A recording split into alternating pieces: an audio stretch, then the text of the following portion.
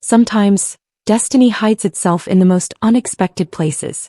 One sunny afternoon, a man was driving home when traffic suddenly slowed to a crawl. As he waited impatiently, his eyes caught sight of a small boy darting between the cars, a bucket in one hand and a sponge in the other. The boy couldn't have been more than 9 years old. With sweat dripping down his face, he was washing windshields, smiling politely as drivers handed him small coins.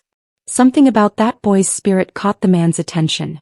Despite the scorching sun and his tiny frame, there was courage and determination in his eyes. When the traffic light turned red, the man called out, "Hey young boy. What's your name?" The boy ran over quickly, stood straight and replied, "My name is Jerry, sir." The man smiled.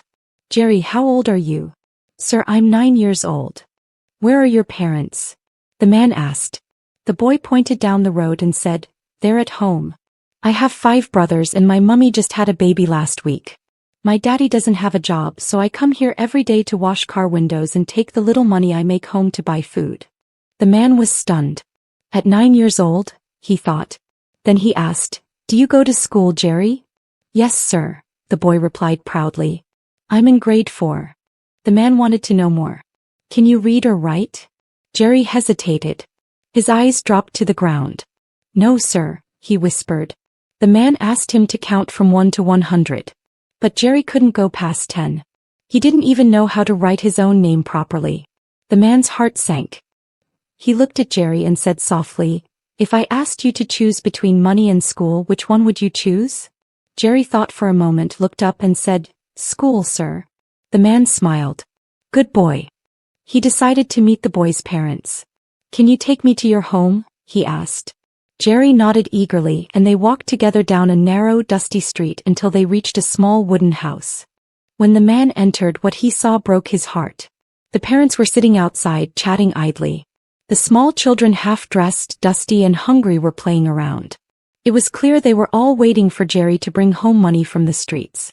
The man couldn't hide his disappointment. "You mean this little boy is the one feeding the entire family?" he asked quietly. The parents laughed awkwardly. The father shrugged. "Things are hard, sir. Jerry helps us a little." The man sighed. "He's just a child," he said gently. "He deserves to be in school learning, not washing cars in the sun." Then he made a proposal. "I want to send Jerry to boarding school. I'll sponsor him, pay his fees, buy his books, everything. Let him study and build a better life for you all in the future." But instead of being grateful, the parents frowned. The father said, "Sir, please, that won't be possible. Jerry helps us survive.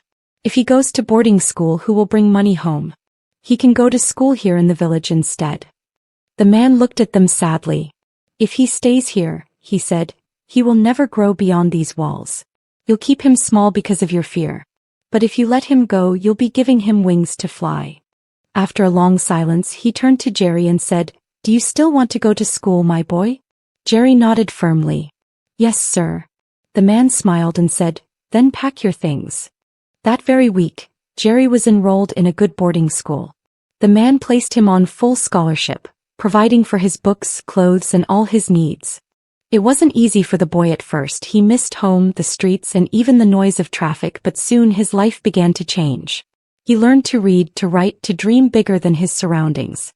Years later, Jerry became one of the best students in his class. He went on to become a successful man who never forgot where he came from, or the kind stranger who saw potential in a poor street boy.